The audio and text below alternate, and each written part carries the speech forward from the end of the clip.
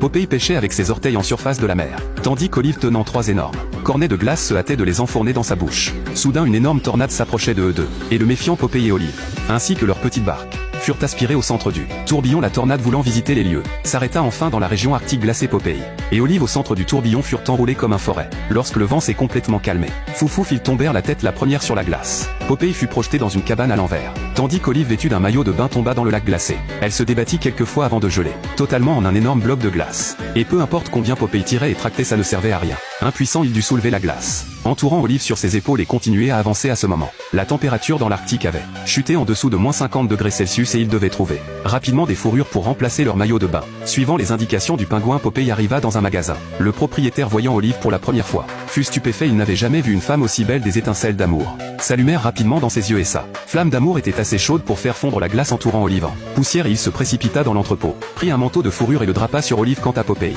le propriétaire attrapa simplement un ours polaire endormi et le attacha à lui, mais Popeye ne savait pas. Lorsque l'ours polaire se réveilla, il frappa fort Popeye, et Popeye riposta d'un coup de poing. Après un combat acharné, Popeye sortit vêtu du manteau de fourrure de l'ours polaire, tandis que l'ours polaire fut forcé de porter le maillot de bain de Popeye. Frémissant de froid, déterminé à garder Olive pour lui-même, le propriétaire piégé Popeye avec un piège qu'il avait installé à l'avance, puis utilisa un canon pour projeter le piégé Popeye à plusieurs milliers de mètres de distance. Après avoir glissé dans l'air pendant un moment, il fut avalé entièrement par une énorme baleine. Popeye, de côté, le propriétaire, se prépara à agir sur Olive, qui eut tellement peur qu'elle courut dans le poêle. Le propriétaire attrapa un marteau-piqueur, essayant de fracasser la chaudière pour atteindre Olive à l'intérieur. Olive fut ébranlée, étourdie. À ce moment, le propriétaire brandit le marteau fort et le poêle explosa. Olive, coincée dans la cheminée, cria à l'aide, et Popeye l'entendit dans le ventre de la baleine. Popeye utilisa sa pipe pour ouvrir une boîte d'épinards et la aspira dans sa bouche. Renforcé par les épinards, il s'échappa du piège à mille. Ses biceps ressemblaient maintenant être remplis d'une tonne de TNT. Boum!